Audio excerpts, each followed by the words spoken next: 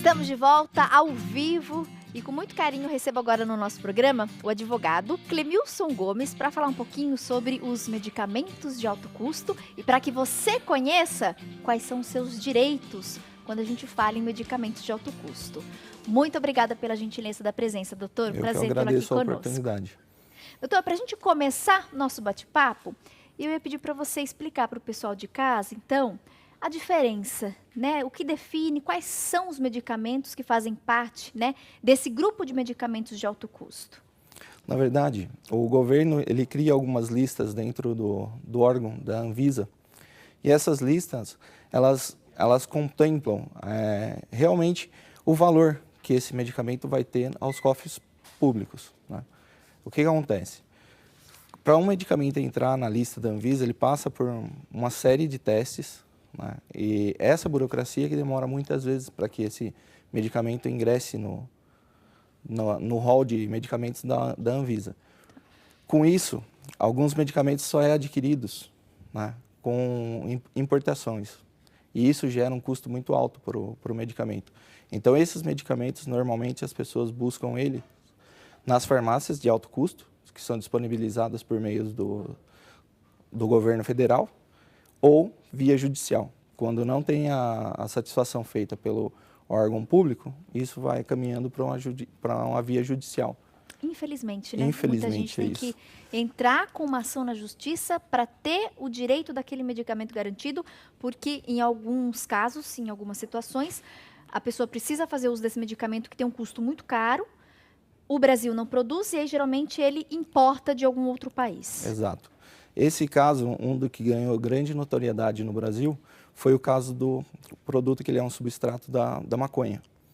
Ele é testado e comprovado em outros países que ele tem uma eficácia para o tratamento de ataques epiléticos, todas essas disfunções neuropatias que se chamam. E na Holanda, na Europa, nos Estados Unidos, isso já acontecia e no Brasil não. Então, muitas pessoas que queriam ter acesso a esse medicamento só conseguiam por via judicial. Doutor, você comentou, né, das drogarias, as farmácias de alto custo. Hoje, em algumas cidades do país, nós temos aquelas farmácias populares. E Exato. agora, alguns municípios também possuem essas farmácias de alto custo. Exato. Onde elas só oferecem esses medicamentos. Isso. Mas aí a pessoa, para adquirir, ela tem que ter uma receita do médico. Sim, sempre, inclusive quando se entra pela via judicial, o primeiro requisito que se tem é que tenha um embasamento médico. Então, isso vem pela uma prescrição médica. Nunca se consegue nenhum auxílio nem judicial ou nas farmácias de alto custo que não seja por meio de uma decisão médica. Então, qual que é a diferença entre a farmácia de alto custo e as farmácias populares? A farmácia popular, a farmácia popular é um benefício criado pelo governo, aonde o empresário, dono da farmácia, ele fornece aqueles medicamentos que também existe um rol específico, né? E cabe salientar que esse rol está sendo diminuído. Eu vou comentar com isso já com o senhor. Exatamente. E o que acontece? Essa farmácia popular, ela tem a finalidade de fornecer medicamentos de uso contínuo. Controle de pressão arterial, diabetes, antigamente tinha as fraldas geriátricas e todo um rol mais extenso de medicamentos. E aquelas pessoas que não tinham condição financeira de arcar com o custo, elas iam nesses estabelecimentos e podiam receber esses medicamentos. Ou, por exemplo, a fralda geriátrica, como você citou. Por exemplo, o que acontece? A pessoa não só quem não tem dinheiro, porque como a saúde é um direito garantido constitucionalmente, todas as pessoas poderiam frequentar a farmácia popular e adquirir os medicamentos de uso contínuo, né? Hoje, desde 2014, não existe mais cadastramento de nenhuma farmácia para a rede de farmácias populares. Então, está tendo uma redução no número de farmácias populares. Algumas foram cortadas por alguns desvios de finalidades da farmácia popular, mas o maior prejudicado sempre vai ser a população, infelizmente. Porque além de ter diminuído o número hoje das farmácias populares, as que estão abertas, né, as que ainda funcionam, houve uma diminuição no número de medicamentos. Então, a lista de produtos de medicamentos que eles ofereciam reduziu muito. Então, por exemplo, a fralda geriátrica, que antigamente as pessoas poderiam ter acesso, hoje Não mais. não está mais Não pode autorizada a entrega. Isso. E ela é um medicamento que na somatória do mês, numa família de baixa renda, vai ter um impacto altíssimo. Né? Fralda é muito caro, né? Muito caro, muito caro. A geriátrica ainda mais, pela quantidade de matéria-prima que é feita ela, em relação a uma de uma criança, é bem maior. E hoje o número também dessas farmácias de alto custo também é baixo, né, doutor? Não é o suficiente Não, para suprir a demanda. Não. Infelizmente não. Muitos municípios, inclusive, Nem tem. Né? Nós vemos as farmácias de alto custo com maior frequência nas capitais e algumas cidades da região sul e sudeste. Você vai para o interior de alguns estados, você não vê isso.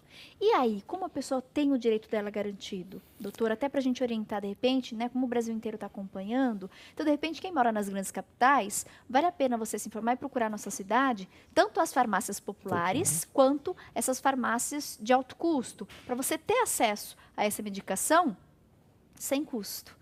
Mas, de repente, aquela pessoa que mora numa cidadezinha do interior, que às vezes não tem condição financeira e às vezes tem uma doença crônica, né? Ou, por exemplo, está tratando diabetes, tem problema de pressão alta e precisa de um medicamento e naquele município não tem a farmácia. Como ela pode recorrer? Como ela vai, então, ter o seu direito garantido? Como eu disse anteriormente, o direito à saúde, ele é um direito constitucional.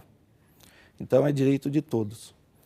O que acontece? Se você procurou nas vias administrativas, que é junto à prefeitura, os postos de saúde, os hospitais, e esses foram negados, na farmácia popular não existe esse medicamento no rol, ou na farmácia de alto custo tampouco, o que se deve ser feito? Deve ser procurada a via judicial, que é o efeito que eles chamam de judicialização da saúde, aonde a população, para ter o seu direito garantido, vai buscar a via judicial.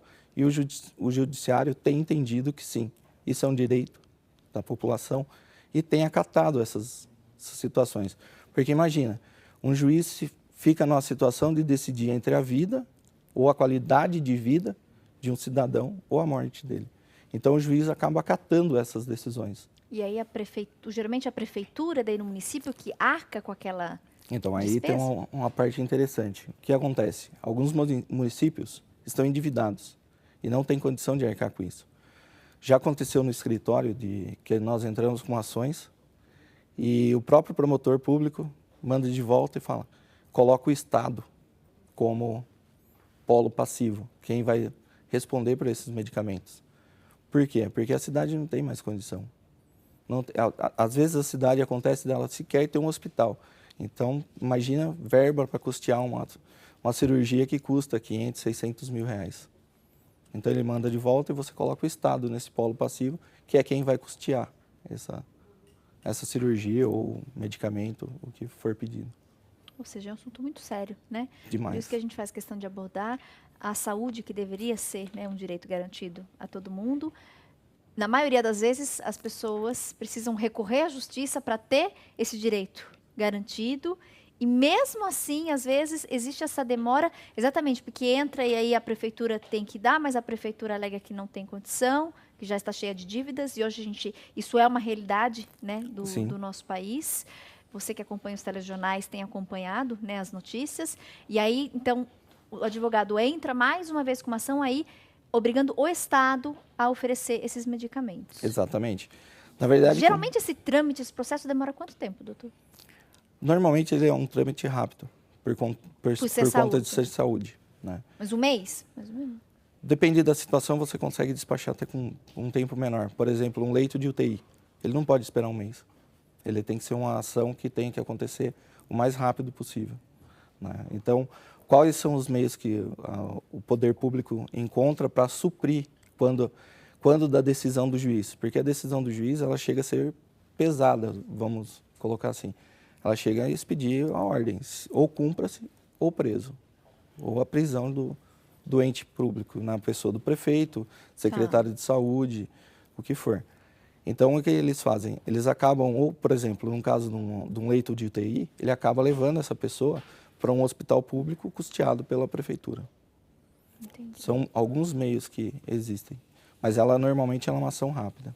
E aí, para ela conseguir entrar com essa ação, ela vai precisar de uma orientação de um advogado. Sempre com o meio do advogado. E aí, ela tem que procurar o advogado particular ou, de repente, aquela pessoa que não tem condição de arcar com o custo de advogado, quais são as possibilidades que ela tem, doutor? Existem algumas possibilidades. Por exemplo? Por exemplo, a Defensoria Pública. A Defensoria Pública é um órgão que funciona muito bem. Os defensores públicos, na sua grande maioria, extremamente competentes. Geralmente funcionam nos fóruns das cidades? Na verdade, existem prédios, algumas cidades dentro do fórum, outras... Prédios próprios de Defensoria Pública. Próprios de Defensoria Pública. A Defensoria, o que que ela é? É um advogado dativo da União. A União paga esse advogado para que ele atue em favor de quem não tem condição. Existem alguns critérios de valores de renda mensais que vão para esses advogados. Algumas cidades não possuem defensoria pública, que infelizmente também não consegue comportar tanta a demanda de trabalho. Existem alguns convênios firmados entre a OAB e a União, aonde o Estado, aonde a OAB indica advogados cadastrados para essa defensoria pública por meio de convênio, e esses advogados também atuam em favor de quem não tem a condição para pagar esses honorários dos advogados. Perfeito. Doutor, para a gente finalizar, nós estamos começando agora o Novembro Azul, né? Sim. Acabamos de sair de Outubro Rosa, e quando a gente fala em Outubro Rosa, na questão do câncer de mama, a gente infelizmente vê hoje filas absurdas para uma mulher conseguir, pelo SUS, fazer um exame. De repente ela já sente, né, aquele caroço, e aí ela enfrenta uma fila, às vezes, de meses para conseguir fazer o exame. Depois ela fica mais meses para conseguir o diagnóstico. Sendo diagnosticada, muitas vezes ela espera daí mais alguns meses para conseguir fazer a cirurgia. Então, a demora é muito grande. Infelizmente, isso é uma realidade, né? Não é todo mundo que tem a condição de pagar por um exame desse. E aí, nesses casos, como a pessoa pode recorrer, como que ela pode fazer? E, por exemplo, a cirurgia de reconstrução da mama, ela pode fazer isso sem custo? Nessa cirurgia, ela pode ser paga pelo Estado ou pelo município? Sim, com certeza. Na verdade, já é um direito assegurado às mulheres que seja feita essa reconstrução da mama no ato da operação, né? Quando existe um dano muito grande, que algumas mulheres chegam a zerar, retira totalmente a mama. Então, eles colocam um implante no local, porque isso envolve muito qualidade de vida, envolve muito a autoestima né? da mulher. Com certeza. Né? E isso impacta na vida dela, sem dúvida. Mas, e, infelizmente, sim, na prática, a gente vê que, às vezes, não não acontece isso, né? E aí, como é que a pessoa ela pode recorrer? Porque ela tem direito a isso, mas, na prática, a gente sabe que isso não pode acontece. ser feito de via judicial, novamente, ou tentar a via administrativa. Sempre se esgote todas as vias administrativas. Procurar a prefeitura. Prefeitura, o posto de saúde. Não conseguiu? Aí a via judicial. Existem vários direitos acerca de quem tem câncer, né? São assegurados inúmeros direitos. Isso daria um programa só para falar a respeito dos direitos dos portadores de câncer. Mas esse é garantido já na lei, tá passivo já. E aí procura, então, o advogado ou a Defensoria Pública. Ou né? convênio da OAB. Que aí na Defensoria Pública existe um advogado pago pela União, que ele vai te ajudar, Exatamente. te orientar, te encaminhar, né, entrar com o processo sem custo. Isso. Ou ainda... Ou pela OAB, que seria o convênio com advogados particulares, que será custeado pelo Estado, da mesma forma, via convênio OAB.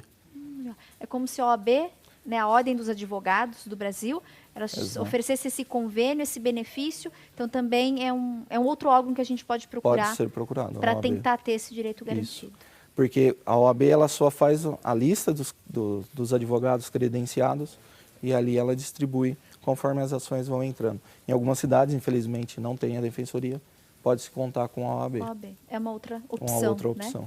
Muito obrigada, viu, doutor? Eu acho importante esse espaço que a gente tem para orientar o nosso público. E, infelizmente, a gente vê que, na prática, muitos dos direitos que nós brasileiros temos, eles não são, né, respeitados, não são cumpridos. Então, é importante você saber, de repente, passando por essa situação, então, o que você pode fazer, né, para ter a garantia desse direito? A gente agradece mais uma vez a presença do advogado, Dr. Clemilson Gomes. Nós vamos divulgar todos os contatos, tá bom, Dr. Clemilson? Tem o telefone, quem quiser falar direto aí com ele, buscar mais informações. E mais uma vez eu agradeço, viu, Clemilson, pela participação, pela gentileza da presença no nosso programa. Eu que agradeço. Muito obrigado. Um bom mês de novembro para você. Igualmente.